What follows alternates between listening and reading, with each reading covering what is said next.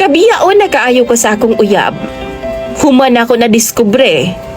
Ngawang-wang na di ay kaayo ang iyang imburnal. Alas man nga mo. Tinuod na DJ Sam o mga viewers nimo. Nawa gyud ang akong feeling sa akong uyab, humanwa ra katunga ang akong tabadidoy sa iyahang imburnal. Ida ay kanimo ingon mana sa imuha mga viewers og tigpaminaw ning imong programa online. Itago na lang ko sa pangalang Berto. 23 anyos ko ug nagpuyo dinhi sa Tagum City, Davao del Norte.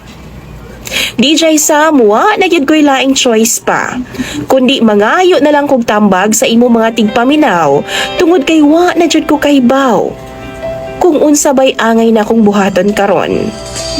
Humanwa naman gyud ko'y feelings pa sa akong uyab. Ug akong sugdan na dihang nagtrabaho pa ko sa usa ka kumpanya dinha sa Davao City.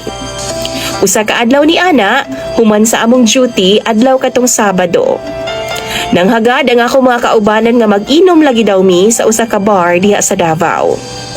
Katong gabi una, nakaila na ako ang akong uyab nga itago nato sa pangalang Christine. Si Christine, DJ Sam, usa ka dalaga. 21 anyos ug nagpuyo sa Surigao City. Payaton siya DJ Sam ug tama-tama lang pod ang iyang height. Tapos dili na ko malimod, apiki gid siya now. Pero ambot ba nganong na in love ko sa iyaha? Hubog manggod ko ni atong higayuna DJ Sam, maong gwapa kayo siya sa akong pananaw. Milabay ang 5 ka buwan sa among relasyon, ning resign ko sa akong trabahuan ug nipauli ko sa amo a DJ Sam ug gidala nako si Christine. Sud sa 5 ka buwan namo nga relasyon, wa gid nako siya mahilabtan. Tapos dito sa amua, gipaila-ila nako siya sa akong mga ginikanan. Niya nang pagkagabi DJ Sam, perti na kong hangyo niya nga mo ana-ana lagi ko niya. Apan grabe gid niya kagahi DJ Sam. Sugod alas 6 na kong hinangyo, alas 12 na sa kadlaw niya gihatag ang iyang pagkababahay sa ako Tapos sa mga binugno ay sa kama, natingala ko. Intrada pa lang, muragwa naman ko'y ma-feel, DJ Sam.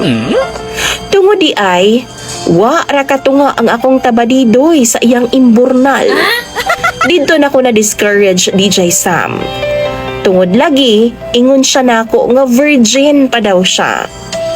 Katong higayuna, nabigyan gyud nako siya isa lang ka round.